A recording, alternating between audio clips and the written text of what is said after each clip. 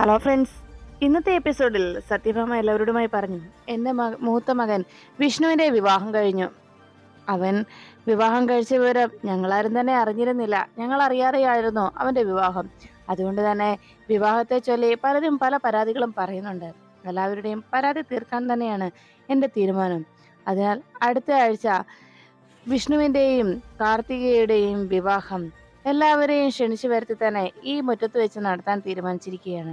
നിങ്ങളെ എല്ലാവരെയും ഞാൻ പ്രത്യേകം പ്രത്യേകം ക്ഷണിക്കുന്നുണ്ട് എന്ന് സത്യഭാമ പറയുമ്പോൾ അതെല്ലാം കേട്ടു വന്ന അവിടെ എത്തിയ അതിഥികളെല്ലാം വളരെ സന്തോഷത്തോടെ കൈയടിച്ചു. അതെല്ലാം കേട്ടും കണ്ടു നിന്ന ശാലിനിയുടെ മനസ്സ് വല്ലാതെ തകർന്നു. അത് മനസ്സിലാക്കിയ സത്യഭാമ ശാലിനിയെ നോക്കി മനസ്സിൽ പറഞ്ഞു, നീ എന്താടി കരുതിയത്? നിന്നെയും നിന്റെ കുഞ്ഞിനെയും, ആർക്കോ ഉണ്ടായ നിന്റെ കുഞ്ഞിനെയും ഈ വീട്ടിൽ വിളിച്ചു വരുത്തി ഇലയിട്ട് സദ്യ ഉണ്ണിക്കാൻ ഒരുങ്ങുമ്പോൾ ഞാൻ അതിന് സാമ്പാർ വിളമ്പുമെന്നാണോ നീ കരുതിയത്? എനിക്കറിയാം എന്ത് വേണമെന്ന് എന്ന് സത്യഭാമ മനസ്സിൽ പറയുമ്പോൾ ശാലിനി ആകെ ഞെട്ടലോടെ അങ്ങനെ നിന്നു. ഈ സമയത്താണ് മനസ്സിൽ അതേ കാര്യങ്ങൾ തന്നെ, ഈ കേട്ട കാര്യങ്ങളൊക്കെ മനസ്സിൽ വെച്ചുകൊണ്ട് മധുശ്രീ ആലോചിച്ചു, ഓ ഞാൻ എന്തൊരു മണ്ടിയാണ്, അവളെ കൊന്നുകളയാനായി എടുത്ത തീരുമാനം എത്ര തെറ്റായിപ്പോയി. സത്യത്തിൽ കാർത്തികയുടെയും വിഷ്ണുവിന്റെയും വിവാഹം കഴിഞ്ഞ ആ കാഴ്ച കാണുന്നതോടെ അവൾ മൊത്തത്തിൽ തകരും. അതിന്റെ വേദനയിൽ നേരി നേരി വേണം അവൾ മരിക്കാൻ. അതായിരുന്നു അവൾക്ക് വേണ്ടത്. എന്തായാലും സത്യഭാമേ, ഒരു ബിഗ് സല്യൂട്ടി ഉണ്ട് നിങ്ങൾക്ക് എന്ന് പറഞ്ഞ് മധുശ്രീ മനസ്സിലങ്ങനെ സന്തോഷത്തോടെ നിൽക്കുമ്പോൾ ശാലിനി ആ വാക്കുകൾ കേട്ട് ആകെ വിഷമത്തിലായി. അപ്പോഴാണ് രാഘവൻ നായർ ചോദിച്ചത്, ഭാമേ നീ എന്തായി പറയുന്നത്? വിഷ്ണുവിന്റെ ആദ്യത്തെ ബന്ധം അവസാനിപ്പിക്കുന്നതിന് മുമ്പ് അവന്റെ മറ്റൊരു വിവാഹം നടന്നു കഴിഞ്ഞാൽ അത് പോലീസ് കേസാവില്ലേ? ക്രിമിനൽ കുറ്റമാണെന്ന് വക്കീൽ പറഞ്ഞതല്ലേ എന്ന് ചോദിച്ചതും സത്യഭാമ പറഞ്ഞു, കേസാകണം രാഘവേട്ട, കേസാകണം. അത് തന്നെയാണ് എനിക്കും വേണ്ടത്. അല്ല, അപ്പോ രാഘവേട്ടൻ പറയുന്നത് മുൻബന്ധം നിലനിൽക്കുമ്പോൾ തന്നെ രഹസ്യമായി മറ്റു വിവാഹം കഴിച്ച് അതിലൊരു കുഞ്ഞുണ്ടായാലും അതും പ്രശ്നമല്ല അല്ലേ? അതും തെറ്റല്ലെന്നാണോ രാഘവേട്ടന്റെ നിഗമനം? എന്നാൽ ഈ കാര്യത്തിൽ ഒരു കേസ് ഉണ്ടാവുക തന്നെ ചെയ്യണം. അങ്ങനെ കേസ് ഉണ്ടായാൽ മാത്രമേ കോടതിയിൽ വെച്ച് പലരുടെയും തൊലി എനിക്ക് ഉരിക്കാൻ കഴിയൂ.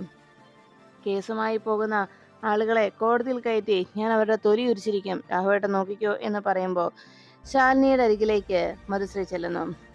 ശാലിനി, നീ എന്താ പറഞ്ഞത്? നിന്റെ വിഷ്ണുവേട്ടൻ ഈ ജന്മത്ത് ഒരാളുടെ കഴുത്തിൽ മാത്രമേ താലി കെട്ടുകയുള്ളൂ എന്ന്. എന്നിട്ട് എവിടെ പോയടി നിന്റെ ആത്മവിശ്വാസം? എന്താടി, നിനക്കൊന്നും പറയാനില്ലേടി എന്ന് ചോദിച്ച് മധുശ്രീ ശാലിനിയുടെ നേരെ ശബ്ദമുയർത്തുമ്പോൾ ഒന്നും മിണ്ടാൻ ശാലിനിക്ക് കഴിയാതെ ശാലിനി ഒന്ന് രൂക്ഷമായി മധുശ്രീയെ നോക്കിയിട്ട് മറുപടി ഒന്നും നൽകാതെ ശാലിനിയെ പതിയെ ആ വീട്ടിന്റെ പടി ഇറങ്ങിപ്പോയിരുന്നു.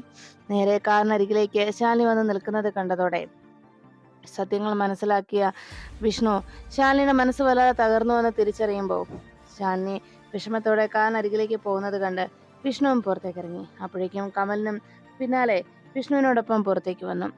വിഷ്ണു ശാലിനിയെ നോക്കി അങ്ങനെ നിൽക്കുന്നത് കണ്ട് സിറ്റൗട്ടിലെത്തിയ വിഷ്ണുവിനോട് കമലം പറഞ്ഞു, ആശാനെ ചെല്ലാശാനെ. അത് കേട്ടതും വിഷ്ണു ധൈര്യത്തോടെ ശാലിനിക്കരികിലേക്ക് ചെന്നു. ശാലിനി ആകെ വിഷമിച്ച് തളർന്ന അവശയായി അങ്ങനെ കാറിനരികിൽ നിൽക്കുമ്പോൾ വിഷ്ണു അരികിലേക്ക് എത്തി വിളിച്ചു, ശാലിനി. അപ്പോഴേക്കും ശാലിനിയുടെ കണ്ണുകൾ നിറഞ്ഞു. എടോ ശാലിനി, ഞാൻ പറയുന്നത് താൻ കേൾക്കുന്നുണ്ടോ എന്ന് ചോദിച്ചതും ശാലിനി ചോദിച്ചു, എന്താ വിഷ്ണു ഏട്ടാ, ഇതിൽ കൂടുതൽ ഞാൻ ഇനി എന്താ കേൾക്കേണ്ടത് എന്ന് ശാലിനി അന്വേഷിച്ചതും വിഷ്ണു പറഞ്ഞു, എടോ ഇനിയെങ്കിലും താൻ സത്യം പറ. അപ്പോഴേക്കും ശാലിനി ചോദിച്ചു, ഞാൻ എന്താ പറയേണ്ടത്? ഇനി എന്താ ഞാൻ പറയേണ്ടത്? ഞാനെല്ലാം പറഞ്ഞില്ലേ എന്ന് ശാലിനി അന്വേഷിച്ചതും വിഷ്ണു പറഞ്ഞു, എടോ സത്യമോളുടെ കാര്യം അതാ ചോദിച്ചത് എന്ന് പറഞ്ഞതും ശാലിനി പറഞ്ഞു, വിഷ്ണുവേട്ടാ ഞാൻ പറഞ്ഞത് സത്യമാണ്. സത്യമോള് സത്യാമ്മയുടെ ചോരയാണ്, ഈ വീട്ടിലെ ചോര. അത് കേട്ടതും വിഷ്ണു ഞെട്ടലോടെ ശാലിനിയെ നോക്കുമ്പോൾ ശാലിനി പറഞ്ഞു, അല്ലെങ്കിലും എന്നെയല്ലേ വിശ്വാസമില്ലാതുള്ളൂ അല്ലേ? എന്നെ വിശ്വസിക്കാൻ കഴിഞ്ഞില്ലല്ലോ, എൻ്റെ മേലല്ലേ വിശ്വാസക്കുറവ് എന്ന് ചോദിച്ച് ശാലിനി സങ്കടപ്പെടുമ്പോൾ അപ്പുറത്ത് നിന്ന് കമലിന് അത് കേട്ടിട്ട് പറഞ്ഞു, അതേ ആശാനെ, എടുത്തിയമ്മ ചോദിച്ചാൽ എന്താ തെറ്റുള്ളത്? എടുത്തിയമ്മയുടെ ഒരു വാക്ക് ആശാനെ ചോദിക്കാമായിരുന്നല്ലോ, എന്നിട്ട് പോരായിരുന്നോ എടുത്തു ചാടിയുള്ള ഇങ്ങനെ വിവാഹമൊക്കെ? എടുത്തിയമ്മയോട് എന്തെങ്കിലും ആശാൻ ചോദിക്കുകയോ സംസാരിക്കുകയോ ചെയ്തിരുന്നോ എന്ന് വിഷ്ണുവിനെ നേരെ കമലം കയർക്കുമ്പോൾ അത് കേട്ട് തന്ന വിഷ്ണു പറഞ്ഞു, എടാ നീ കരുതുന്ന പോലെയല്ല എന്ന് പറഞ്ഞ് കമലിനോടെങ്കിലും സത്യം പറയാവുന്ന രീതിയിൽ വിഷ്ണു കാര്യങ്ങൾ തുറന്നു പറയാൻ ഒരുങ്ങുമ്പോൾ ശാലിനിയുമായി വിഷ്ണു സംസാരിക്കുന്നത് കണ്ട് സിറ്റൗട്ടിലേക്ക് എത്തിയ സത്യഭാമ ഉടനെ വിഷ്ണുവിനെ വിളിച്ചു. വിഷ്ണു ശാലിനിയുടെ മുന്നിൽ വെച്ച് കമലിനോട് വിഷ്ണു കാര്യം ബോധ്യപ്പെടുത്താൻ തുടങ്ങുമ്പോഴാണ് സത്യഭാമ വിഷ്ണു എന്ന് വിളിച്ചത്. അത് കേട്ടതും വിഷ്ണു പിന്തിരിഞ്ഞു നോക്കുമ്പോൾ സത്യഭാമ പറഞ്ഞു, വിഷ്ണു, നിന്നെ കാർത്തിക അന്വേഷിക്കണം, ഇങ്ങോട്ട് വരാൻ എന്ന് പറഞ്ഞതും വിഷ്ണു ആകെ വിഷമത്തോടെ അവിടെ തന്നെ നിന്നു. അപ്പോഴേക്കും വീണ്ടും സത്യഭാമൻ പറഞ്ഞു, എടാ വിഷ്ണു, നിന്നോടാ പറഞ്ഞത് കയറി വരാൻ. നിന്നെ വിശ്വസിച്ച് നിന്റെ കൂടെ ഇറങ്ങി വന്ന ആ പാവം പെങ്കൊച്ചാണ് നിന്നെ വിളിക്കുന്നത്. ആ അനാഥ കുട്ടി നിന്നെ വിളിക്കുന്നത്, നിന്നെ അന്വേഷിക്കുന്നത്. നീ കഴുത്തിൽ താലി കെട്ടിയ നിന്റെ ഭാര്യ. അത് കേട്ടതും ശാലിനി ആകെ വിഷമത്തോടെ വിഷ്ണുവിനെ നോക്കി. അപ്പോഴേക്കും ഒന്നും മിണ്ടാനാകാതെ വിഷ്ണു അങ്ങനെ നിൽക്കുമ്പോൾ സത്യഭാമ പറഞ്ഞു, എടാ, നിന്നെ വിശ്വസിച്ച് ഇറങ്ങി വന്ന ആ അനാഥ കുട്ടിയുടെ നീ വേദനിപ്പിക്കാനാണോ നോക്കുന്നത്? നിന്നെ പുറംകാലുകൊണ്ട് തള്ളി എറിഞ്ഞവരുടെ പിന്നാലെയല്ല നീ പോകേണ്ടത്, നിന്നെ സ്നേഹിച്ച് വിശ്വസിച്ച് വന്നവളുടെ പിന്നാലെയാണ് എന്ന് വിഷ്ണുവിനെ വീണ്ടും താക്കീത് ചെയ്യുമ്പോൾ ഒന്നും പറയാനോ ഒന്നും പ്രവർത്തിക്കാനാകാതെ വിഷ്ണു വല്ലാതെ ബുദ്ധിമുട്ടിക്കൊണ്ട് ദേഷ്യത്തോടെ സത്യഭാമയുടെ അരികിലേക്ക് ചെന്നു. അപ്പോഴേക്കും സത്യഭാമ പറഞ്ഞു, വിഷ്ണു, ചില വാനര ജന്മങ്ങൾ നിന്റെ പിന്നാലെ കൂടിയിട്ടുണ്ടെന്നറിയാം. നിന്നോട് കാർത്തികയുടെ അരികിലേക്കല്ലേ പോകാൻ പറഞ്ഞെന്ന് ചോദിച്ചു. വിഷ്ണു വേഗം അകത്തേക്ക് കയറിയതും കാർത്തിക സിറ്റൗട്ടിൽ വന്നു നിന്നു. കാർത്തികയെ കണ്ടതോടെ വിഷ്ണു അല്പനേരം അവിടെ നിന്നിട്ട് കാർത്തികയെ ഒന്ന് നോക്കാൻ പോലും കൂട്ടാക്കാതെ ദേഷ്യത്തോടെ അകത്തേക്ക് കയറിപ്പോയി. ഈ സമയത്ത് സത്യഭാമ നേരെ കാർത്തികയെ നോക്കിയിട്ട് പറഞ്ഞു, മോള് പൊയ്ക്കോ എന്ന് പറഞ്ഞതും ശരി സത്യാമ്മ എന്ന് പറഞ്ഞ് കാർത്തിക ശാലിനിയെ ഒന്നുകൂടി ദയനീയമായി നോക്കിയിട്ട് നേരെ അകത്തേക്ക് കയറിപ്പോന്നു. അപ്പോഴേക്കും സത്യഭാമ വേഗം ശാലിനിയുടെ അരികിലേക്ക് ചെന്നു. ആ സമയത്ത് ശാലിനി ആകെ വിഷമിച്ചങ്ങനെ നിൽക്കുന്നത് കണ്ട് സത്യഭാമ വന്നിട്ട് പറഞ്ഞു, ആ പിന്നെ ശാലിനി, നിന്നോടൊരു കാര്യം പറയാനാ ഞാൻ വന്നത്. വേറൊന്നുമല്ല, നീ അറിഞ്ഞു കാണുമല്ലോ, എൻ്റെ മകൻ വിഷ്ണുവിൻ്റെയും കാർത്തികയുടെയും വിവാഹം ഞാൻ നടത്താൻ തീരുമാനിച്ചു കഴിഞ്ഞു. ഇന്ന് എൻ്റെ പേരക്കുട്ടി പപ്പിമോളുടെ ബർത്ത്ഡേ ആണല്ലോ. ഇന്നലെ അവൾ എന്നോടൊരു ആഗ്രഹം പറഞ്ഞു. അവളുടെ ബർത്ത്ഡേ ആയതുകൊണ്ട് അവളുടെ ഏറ്റവും പ്രിയപ്പെട്ട കൂട്ടുകാരി ഇവിടേക്ക് ക്ഷണിക്കണമെന്ന്. അപ്പോൾ അതാരാണെന്നോ ആ കുട്ടിയുടെ അച്ഛനമ്മമാരാരാണെന്നോ അതിന്റെ കുലം എന്താണെന്നോ ഒന്നും തന്നെ ഞാൻ ചിന്തിക്കാനോ ആലോചിക്കാനോ പോയില്ല. എൻ്റെ പപ്പിമോളുടെ, എൻ്റെ പേരക്കുട്ടിയുടെ ആഗ്രഹമല്ലേ. അവൾ എന്താഗ്രഹം പറഞ്ഞാലും ഞാൻ അത് സാധിച്ചു കൊടുത്തിരിക്കും. അതുകൊണ്ട് അവൾക്ക് വേണ്ടി അവളുടെ കൂട്ടുകാരിയെ ക്ഷണിച്ചോളാൻ ഞാൻ വാക്ക് നൽകി. അതിന്റെ പേര് പോലും ഞാൻ കേൾക്കാനോ ചോദിക്കാനോ പോയില്ല. പിന്നീട് അവൾ പറഞ്ഞു, കൂട്ടുകാരിയെ വിളിച്ചപ്പോ കൂട്ടുകാരിയുടെ ബർത്ത്ഡേയും ഇന്ന് തന്നെയാണെന്ന്. അപ്പൊ പിന്നെ ഞങ്ങൾ തീരുമാനിച്ചു ഒരേ ദിവസം തന്നെ അവരുടെ ബർത്ത്ഡേ ആയതുകൊണ്ട് ആ കുട്ടിയുടെ കൂടി ബർത്ത്ഡേ ഈ വീട്ടിൽ വെച്ച് ആഘോഷിക്കാമെന്ന്. അങ്ങനെയാണ് ആ കുട്ടി ഇവിടേക്ക് ക്ഷണിക്കാൻ തീരുമാനിച്ചത്. അപരിചിതയായതുകൊണ്ടും ആദ്യമായിട്ടൊരു വീട്ടിലേക്ക് പോകുന്നത് കൊണ്ടും ആ കുട്ടിയുടെ അമ്മ കൂടെ വരുന്നത് സ്വാഭാവികം. അതിൽ അസ്വാഭാവികത ഒന്നും തന്നെയില്ല. അതിനപ്പുറം നീ ഒന്നും ആലോചിക്കുകയോ ചിന്തിക്കുകയോ വേണ്ട എന്നാ ഞാൻ പറഞ്ഞു വന്നതെന്ന് സത്യഭാമ ശാലിനിയെ ഓർമ്മപ്പെടുത്തും വിധം പറയുന്നു. ശാലിനി ഒന്നും മിണ്ടാതെ അങ്ങനെ നിൽക്കുമ്പോൾ സത്യഭാമ പറഞ്ഞു, ആ പിന്നെ ഇന്ന് എൻ്റെ പേരക്കുട്ടിയുടെ പിറന്നാളിന് വന്നവർക്ക് ഞങ്ങളിവിടെ സദ്യ ഒരുക്കിയിട്ടുണ്ട്, സദ്യ കഴിച്ചിട്ട് പോകാം എന്ന് പറഞ്ഞ് സത്യഭാമ പുഞ്ചിരിച്ചുകൊണ്ട് അകത്തേക്ക് കയറി പോകുമ്പോൾ ശാലിനി സത്യാമ്മയുടെ പരിഹാസ വാക്കുകൾ കേട്ടതിന്റെ വേദനയിൽ സങ്കടത്തോടെ നിന്നു. അപ്പോഴാണ് സത്യമോള് വേഗം പുറത്തേക്ക് ഓടിയെത്തിയത്. അമ്മയെന്ന് വിളിച്ചുകൊണ്ട് ശാലിനിക്കരികിലേക്ക് സത്യമോൾ ഓടിയെത്തി. എന്താ മോളെ എന്ന് സത്യയോട് അന്വേഷിച്ചപ്പോൾ പിന്നാലെ പപ്പിയും ശ്യാമയും കൂടി അവിടേക്ക് എത്തുന്നു. ഉടനെ പപ്പിമോളിനും അവിടേക്ക് സത്യയും കൂടി വന്നതോടെ ശ്യാമ രണ്ട് മക്കളെയും നോക്കി ശാലിനിയെ നോക്കി അങ്ങനെ നിൽക്കുമ്പോൾ സത്യ പറഞ്ഞു, ഇനി അമ്മ എന്താ ഇവിടെ നിൽക്കുന്നത് എന്ന് ചോദിച്ചപ്പോൾ ശാലിനി ചോദിച്ചു, മോളെ നമുക്ക് പോയാലോ? അത് കേട്ടതും സത്യ ചോദിച്ചു, അതെന്താ അമ്മേ ഇപ്പൊ പോകുന്നത് എന്ന് അന്വേഷിച്ചപ്പോൾ പപ്പി പറഞ്ഞു, കുറച്ച് കഴിഞ്ഞു പോയാൽ പോരെ ആന്റി എന്ന് അന്വേഷിച്ചതും ശാലിനി പറഞ്ഞു, അല്ല മോളെ നമുക്ക് പോകാം എന്ന് ശാലിനി സത്യയോട് നിർബന്ധം പറഞ്ഞു. അത് കേട്ടതും വേഗം അടുത്ത് നിന്ന ശ്യാമ ചോദിച്ചു, കുഞ്ഞേച്ചി സദ്യ കഴിച്ചിട്ട് പോയാലോ, ഫുഡ് കഴിച്ചിട്ട് പോയാൽ പോരെ എന്ന് ചോദിച്ചപ്പോൾ ശാലിനി പറഞ്ഞു, വേണ്ട മോളെ വയറ് നിറഞ്ഞു. അത് കേട്ട ഉടനെ തന്നെ ശാലിനിയോട് ശ്യാമ പറഞ്ഞു, കുഞ്ഞേച്ചി ഞാൻ എന്ന് പറഞ്ഞതും ഒന്നുമില്ല മോളെ എന്ന് പറഞ്ഞു. അപ്പോഴാണ് സത്യ പറഞ്ഞത്, അമ്മേ എനിക്ക് ഉറക്കം വരുന്നു വല്ലാതെ, ഞാൻ കയറി കിടന്നോട്ടെ എന്ന് ചോദിച്ചതും സത്യയോട് ശാലിനി ചോദിച്ചു, അല്ല ഇന്ന് ഈ സമയത്ത് എന്താ ഒരു ഉറക്കം, ഇത് പതിവില്ലാത്താണല്ലോ, അല്ല മോൾക്ക് അന്നേരം സദ്യ കഴിക്കണ്ടേ എന്ന് ശ്യാമ ചോദിച്ചപ്പോൾ ശാലിനി പറഞ്ഞു, സാരമില്ല ഞാൻ പോകുന്ന വഴി മോൾക്ക് എന്തെങ്കിലും വാങ്ങിച്ചു കൊടുത്തോളാം എന്ന് പറഞ്ഞപ്പോൾ സത്യ പറഞ്ഞു, എനിക്കൊന്നും വേണ്ടമ്മേ, എൻ്റെ വയറ് നിറഞ്ഞിരിക്കുക, കേക്ക് കഴിച്ച് വയറ് നിറഞ്ഞു അമ്മേ എന്ന് സത്യ മറുപടി നൽകി.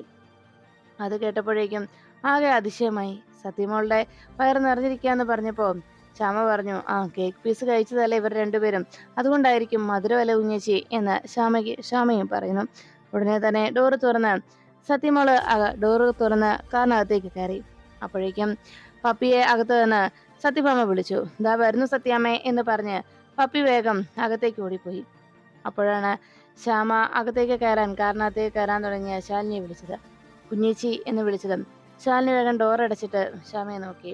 എന്താടി എന്ന് അന്വേഷിച്ചതും ശ്യാമ പറഞ്ഞു, കുഞ്ഞേച്ചി, ഞാനിവരെ രണ്ടുപേരെയും കണ്ടപ്പോൾ നമ്മുടെ കുട്ടിക്കാലമാണ് കുഞ്ഞേച്ചി എനിക്ക് ഓർമ്മ വന്നത്. അന്ന് എന്ത് സ്നേഹമായിരുന്നു കുഞ്ഞേച്ചി, ഞാനും കുഞ്ഞേച്ചിക്കും നമ്മൾ തമ്മിൽ എന്ത് സ്നേഹത്തോടെ ജീവിച്ചത് എന്ന് ശ്യാമ അന്വേഷിച്ചു. അത് കേട്ടപ്പോഴേക്കും ശ്യാമയെ നോക്കുമ്പോൾ ശ്യാമ പറഞ്ഞു, കുഞ്ഞേച്ചി, അന്ന് നമ്മളെ തമ്മിൽ പിരിക്കാൻ ആർക്കും കഴിയുമായിരുന്നില്ല. അത്രത്തോളം സ്നേഹമായിരുന്നില്ലേ നമുക്ക് പരസ്പരം. എന്നാ ഇപ്പൊ കുഞ്ഞേച്ചി ഒന്ന് കാണാൻ കൂടി കഴിയാതെ രണ്ട് അപരിചിതരെ പോലായില്ല കുഞ്ഞേച്ചി എന്ന് ശാലിനിയോട് ചോദിക്കുമ്പോൾ അത് കേട്ടതും ശാലിനി പറഞ്ഞു, അപരിചിതരല്ല മോളെ, അതിഥികൾ മാത്രം എന്ന് ശ്യാമയുടെ വാക്കുകളെ തിരുത്തി. അത് കേട്ടതും ശ്യാമ വളരെ ദയനീയമായി നോക്കുമ്പോൾ ശാലിനി പറഞ്ഞു, അതേ മോളെ, അതിഥികൾ വന്ന് സൽക്കാരത്തിൽ പങ്കെടുത്ത് മടങ്ങി പോകേണ്ടവരാണ്. അത് അങ്ങനെ തന്നെയാണ്. മനസ്സിലുള്ള കാര്യങ്ങൾ മായ്ച്ചു കളഞ്ഞേക്ക് എന്ന് പറഞ്ഞ് ശാലിനി കാറിലേക്ക് കയറുമ്പോൾ ശ്യാമ ആകെ വിഷമത്തോടെ കുഞ്ഞേച്ചി എന്ന് വിളിച്ചു. ശാലിനി ഒന്നും മിണ്ടാൻ നിൽക്കാതെ വേഗം തന്നെ കാറിലേക്ക് കയറി അവിടെ നിന്ന് പോകുന്നു. ശാലിനി പോയി കഴിയുമ്പോഴേക്കും ശ്യാമ ആകെ നിരാശയോടെ ആ വീട്ടുപടിക്കൽ തന്നെ വരാന്തയിൽ വന്നിരിക്കുമ്പോൾ വിഷ്ണു വേഗം ബൈക്കുമെടുത്ത് പുറത്തേക്കിറങ്ങി. എന്തായിരിക്കും ഈ സമയത്ത് വിഷ്ണുവേട്ടൻ ബൈക്കുമായി ഇറങ്ങിയതെന്ന സംശയമായി ശ്യാമയ്ക്ക്. വിഷ്ണു ഒന്നും മിണ്ടാതെ ബൈക്കുമായി പെട്ടെന്ന് മുറ്റത്തേക്ക് ഇറങ്ങി വരുമ്പോൾ ശാലിനിയും വിഷ്ണുവേട്ടനും തമ്മിലുള്ള പ്രശ്നങ്ങൾക്ക് എന്തെങ്കിലും ഒരു തീരുമാനം വിഷ്ണുവേട്ടൻ ഉണ്ടാക്കാനാണോ ഈ പോക്കത്ര പന്തിയല്ലല്ലോ എന്നൊക്കെ ശ്യാമ വിഷ്ണുവിന്റെ ബൈക്കിലുള്ള ആ യാത്ര കണ്ട് സംശയത്തോടെ മനസ്സിൽ ചിന്തിച്ചിരുന്നു. അപ്പോഴാണ് കളക്ട്രേറ്റിൽ കുട്ടികൾക്ക് വേണ്ടി തുടങ്ങുന്ന പുതിയ പദ്ധതിയെക്കുറിച്ച് സംസാരിക്കുന്നതിനായി അവിടേക്ക് സരോജവും വിക്ടറും കൂടി എത്തിയത്. അപ്പോഴേക്കും അവരെ കാണാനായി ഡെപ്യൂട്ടി കളക്ടറുടെ സജിയുടെ അരികിലേക്ക് ബാലചന്ദ്രന്റെ ശിങ്കിടിയായിരുന്ന ഹരീഷ് എന്ന് പറയുന്ന ആള് പോയി കഴിഞ്ഞു. ഇത്രയും നേരമായിട്ടും ഒരു വിവരവും അറിയാൻ കഴിഞ്ഞില്ലല്ലോ സരോജ മെമ്പറെ എന്ന് വിക്ടർ ബഹളം വെച്ചപ്പോ വിക്ടറുടെ സരോജൻ പറഞ്ഞു, എടാ, നീ ഇങ്ങനെ കിടന്ന് ബഹളം വെക്കാതെ ഒരു കാര്യത്തിന്റെ തീരുമാനം ഉണ്ടാക്കണ്ടേ, സർക്കാർ കാര്യങ്ങളല്ലേ ഇതൊക്കെ എന്ന് ചോദിച്ചു. അത് കേട്ട ഉടനെ തന്നെ സരോജത്തോട് വിക്ടർ പറഞ്ഞു, ഇത്രയും നേരം ഉണ്ടായിരുന്നെങ്കിലേ കടലിൽ പോയി മീൻ പിടിച്ചുകൊണ്ട് വരായിരുന്നു. ഇത് കുട്ടികൾക്ക് കൂടി നേട്ടം ഉണ്ടാവുന്നതാണെന്ന് പറഞ്ഞതുകൊണ്ടാണ് നമ്മുടെ കുട്ടികൾക്കും കൂടി നല്ലൊരു വിദ്യാഭ്യാസവും ജോലിയും ഒക്കെ കിട്ടുമെന്നുള്ള ഒരു കാര്യം കളക്ടർ പറഞ്ഞുകൊണ്ടും സ്കൂളിൽ പോകുന്ന കുട്ടികൾക്ക് ദിവസവേതനം എന്ന പോലെ അവർക്ക് ദിവസക്കൂലി കിട്ടുമെന്ന് പറഞ്ഞുകൊണ്ട് മാത്രമാണ് ഞാൻ ഇതിനൊക്കെ മുന്നിട്ടിറങ്ങിയത്. എന്നിട്ടിപ്പോ ഇതിലെ നടന്ന് എൻ്റെ ഒരു ചെരുപ്പ് തയ്യാറായല്ലോ സരോജൻ മെമ്പറെ എന്ന് ചോദിച്ചു. അത് കേട്ടതും സരോജൻ പറഞ്ഞു, എടാ, നീ കടലിൽ പോകുമ്പോൾ നടക്കാറില്ലല്ലോ, അതുകൊണ്ട് കുറച്ചൊക്കെ നടക്ക്, വേറെ കുഴപ്പമൊന്നുമില്ല എന്ന് സരോജം അറിയിച്ചു. നിങ്ങള് കടലോര വാസികൾക്ക് മാത്രമല്ല, കടപ്പുറത്തെ കുട്ടികളെ പോലെ തന്നെ ഞങ്ങളുടെ കോളനിയിലെ കുട്ടികൾക്കും ഇതുകൊണ്ട് നേട്ടമുണ്ടാകുമെന്ന് കളക്ടർ മേഡം പറഞ്ഞതുകൊണ്ടാണ് ഞാനും ഇതിനായിട്ട് മുന്നിട്ടിറങ്ങിയത് എന്ന് സരോജം അറിയിച്ചു. എന്തായാലും ഹരീഷ് സാറ് സംസാരിക്കാനായി പോയിട്ടുണ്ടല്ലോ, സാറ് വരട്ടെ. സാറിന് വലിയ വലിയ കമ്പനികളൊക്കെ ആയിട്ട് നല്ല പരിചയമുള്ളതാ, അതുകൊണ്ട് എന്തെങ്കിലും നേട്ടം ഉണ്ടാകാതിരിക്കില്ല എന്ന് സരോജൻ പറയുമ്പോൾ ഇത് കേട്ട് നിന്ന വിക്ടർ ചോദിച്ചു, എന്താ ഹരീഷ് സാറോ? എവിടുത്തെ സാറ്? അവനാ ബാലചന്ദ്രന്റെ വലങ്കൈ നടന്നിരുന്ന ശിങ്കിടിയല്ലേ, ബാലചന്ദ്രന്റെ ശിങ്കിടി. അവനെയൊക്കെ സാറെന്ന് വിളിക്കേണ്ട വല്ല കാര്യമുണ്ടോ സരോജ മെമ്പറെ എന്നല്ല വിക്ടർ സരോജത്തെ താക്കീത് ചെയ്തു. അത് കേട്ടതും സരോജൻ പറഞ്ഞു, എന്തായാലും ഡെപ്യൂട്ടി സാറിനെ കാണാൻ പോയിരിക്കുകയല്ലേ, സജി സാറ് തീരുമാനം പറയും, അപ്പൊ നമുക്ക് അതനുസരിച്ച് മുന്നോട്ട് നീങ്ങാവല്ലോ എന്നറിയിച്ചു. അപ്പോഴാണ് വിക്ടർ പറഞ്ഞത്, അവൻ ഇങ്ങനെയൊക്കെയുള്ള പദ്ധതികൾക്ക് മുൻകൈ എടുത്ത് ഇറങ്ങിയിട്ടുണ്ടെങ്കിൽ അതിൽ അവൻ കൊള്ള ലാഭവും കരുതിയിട്ടുണ്ടാവും. അല്ലാതെ പ്രത്യേകിച്ച് അവൻ ഇങ്ങനെ ഒരു കാര്യത്തിനൊക്കെ തുനിഞ്ഞിറങ്ങിയത് മനുഷ്യത്വം കൊണ്ടൊന്നും അല്ല എന്ന് പറഞ്ഞു. ഇതിനെക്കുറിച്ച് സരോജത്തോട് വിക്ടർ സംസാരിച്ചുകൊണ്ടിരിക്കുമ്പോഴാണ് സജി സാറിന്റെ അരികിലെത്തി ഹരീഷ് കാര്യങ്ങൾ അവതരിപ്പിച്ചത്. അത് കേട്ടതും സജി സാറ് പറഞ്ഞു, ഹരീഷെ, നടക്കില്ല നിന്റെ ഈ പദ്ധതി. കാരണം ഇവിടെ ഇങ്ങനൊരു പദ്ധതിയുമായിട്ട് ശാലിനി മേഡം വന്നപ്പോ കളക്ടർ മേഡത്തിന്റെ സതുദ്ദേശം മാത്രമേ ഉള്ളൂ. എന്നാൽ നീ കൊണ്ടുവന്ന ഈ പദ്ധതിക്കും അവർക്ക് ഉച്ചഭക്ഷണം കൂടിയുള്ള നിന്റെ ഈ പുതിയ ഇടപാടിന് എന്തൊക്കെയോ പ്രശ്നമാണെന്ന് എനിക്ക് തോന്നിയിരുന്നു. സർക്കാർ ഇപ്പോൾ ഉച്ചഭക്ഷണം കുട്ടികൾക്ക് ഏർപ്പാട് ചെയ്തിട്ടുണ്ട്. അതും പണ്ടത്തെ പോലെ കഞ്ഞിയും പയറൊന്നും അല്ല. ഇപ്പോൾ അവിയലും സാമ്പാറും അതുപോലെ തോരനുമൊക്കെ ആയിട്ട് ഇന്നും ഉച്ചയ്ക്ക് വിഭവസമൃദ്ധമായിട്ടുള്ള സദ്യ തന്നെയാ ഒട്ടുമിക്ക ദിവസവും നൽകാറുള്ളത്. പോരാത്തതിന് പാലും മുട്ടയൊക്കെ കൊടുക്കുന്നുണ്ട്.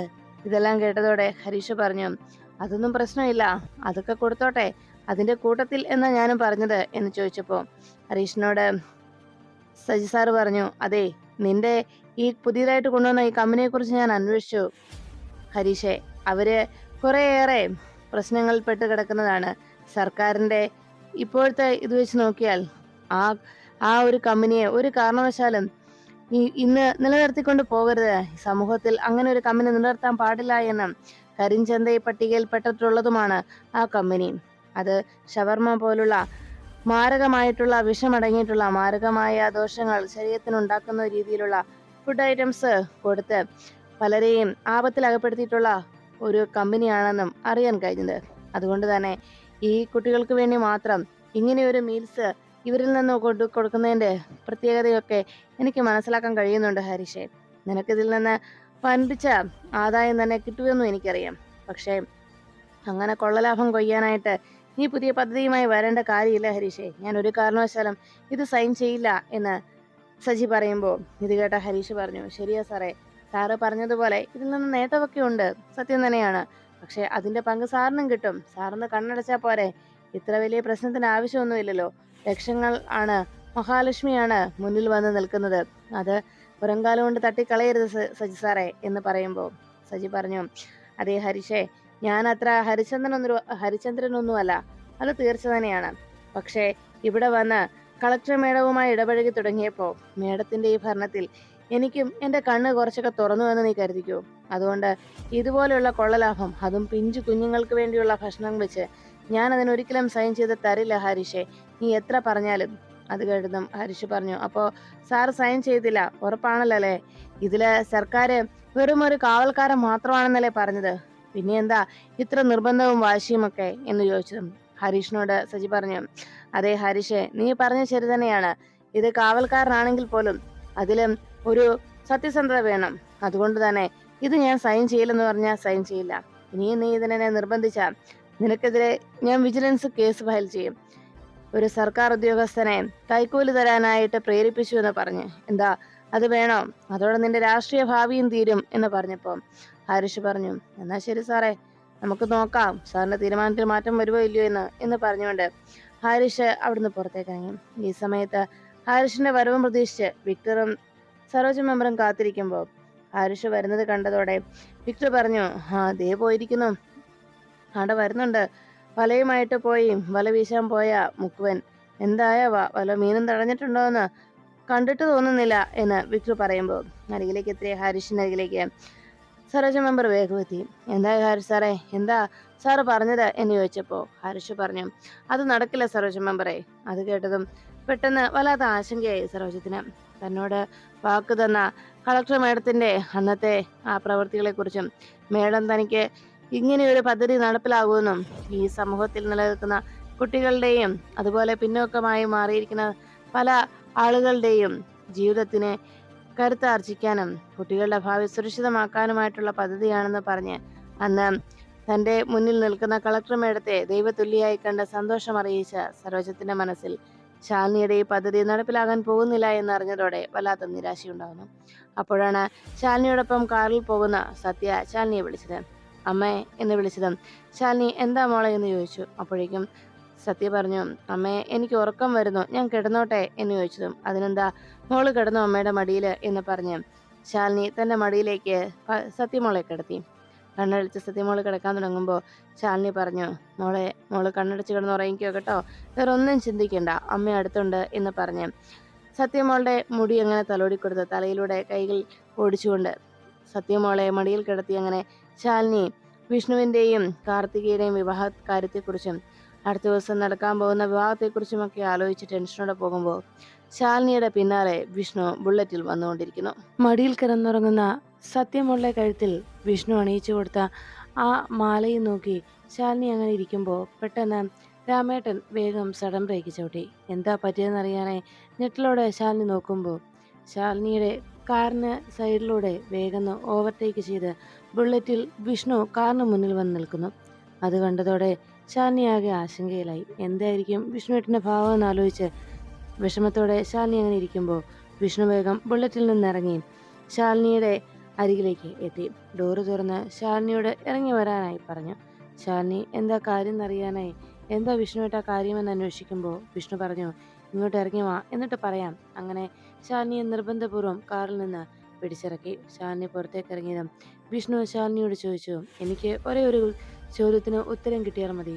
സത്യമോളെ സമ്മതിക്കുന്ന ആ രഹസ്യം അതെന്താണ്, അതെനിക്കറിയണം എന്ന് വിഷ്ണു നിർബന്ധപൂർവ്വം ആവശ്യപ്പെടുമ്പോൾ ശാലിനി കണ്ണുനീരോടെ വിഷ്ണുവിനോട് സത്യം പറയാൻ ആകാത്തതിൻ്റെ ധർമ്മസങ്കടത്തിൽ ശാലിനി നിൽക്കുന്നു.